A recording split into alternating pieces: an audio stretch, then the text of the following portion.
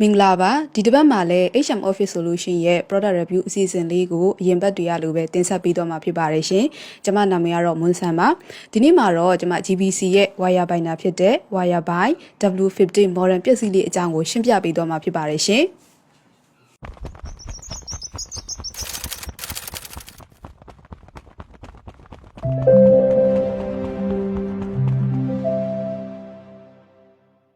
ဒီဆက်လေးမှာဆိုရင် binding curve size slider ပါဝင်ပြီးတော့ maximum 40mm အထိအသုံးပြုလို့ရပါတယ်ရှင်။ဒါပြင် punch capacity ကလည်းတစ်ခါဖောက်ရင်စာရွက်15ရွက်အထိဖောက်လို့ရပြီးတော့ binding capacity ကလည်းတစ်ခါ binding ချုပ်မယ်ဆိုရင်အရွက်ရည်125ရွက်အထိချုပ်လို့ရမှာဖြစ်ပါတယ်ရှင်။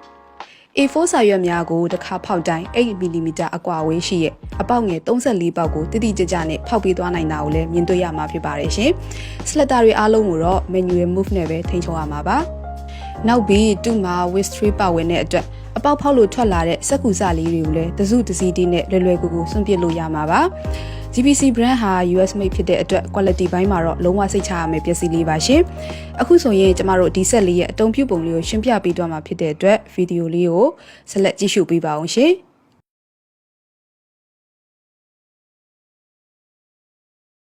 ခုဆိုရင်ကျမတို့ဒီဆက်လေးရဲ့အသုံးပြုပုံလေးကိုရှင်းပြပေးသွားမှာဖြစ်ပါတယ်ရှင်။ပထမဦးဆုံးအနေနဲ့ကျမတို့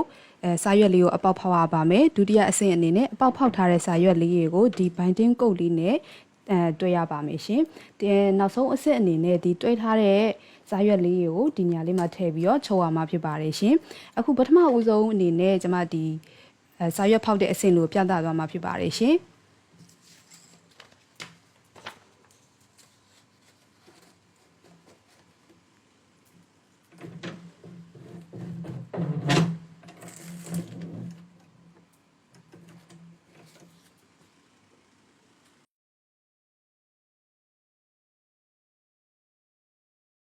ဒုတိယအဆင့်အနေနဲ့ကျွန်မဒီဖောက်ထားတဲ့စာရွက်လေးနဲ့ဒီ binding code လေးနဲ့တွဲတဲ့ဟာလေးကိုကျွန်မပြန်ပြီးတော့ပြသသွားမှာဖြစ်ပါတယ်ရှင်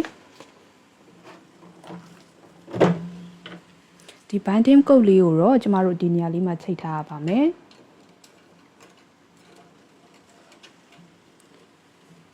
ဒီချိန်ထားတဲ့ binding code လေးထဲမှာကျွန်မတို့ခုနအပေါက်ဖောက်ထားတဲ့စာရွက်လေးကိုထည့်ပေးရပါမယ်ရှင်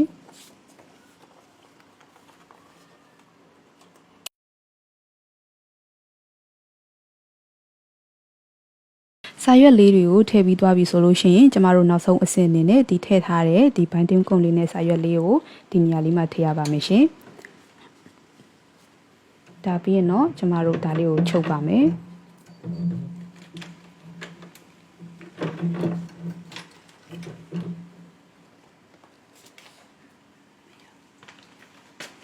ဒါကတော့ကျမတို့ဒီဖောက်ထားတဲ့စာရွက်လေးနဲ့ဒီ binding code လေးနဲ့ချုပ်လိုက်တဲ့နောက်ဆုံးအဆင့်ပါရှင်။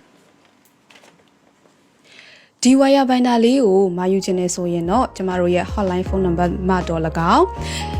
social media တွေဖြစ်တဲ့ Facebook, Twitter, Instagram မှာတော့၎င်း HM ရဲ့ website ကနေဖြစ်ဖြစ်ဆက်သွယ်စုံစမ်းမှာယူနိုင်ပါတယ်ရှင်။နောက်လာမယ့်အပတ်များမှာလည်းယခုလိုပဲ product review လေးများကိုထပ်မံပြီးတော့တင်ဆက်ပေးတော့မှာဖြစ်တဲ့အတွက်ကျမတို့ရဲ့ YouTube channel လေးကို like and subscribe လုပ်ပေးဖို့လည်းထပ်မံပြီးတော့ဖိတ်ခေါ်ပါရစေရှင်။ဒီ video လေးကိုအဆုံးထိကြည့်ပေးကြတဲ့အတွက်လည်းကျေးဇူးအထူးပင်တင်ရှိပါတယ်ရှင်။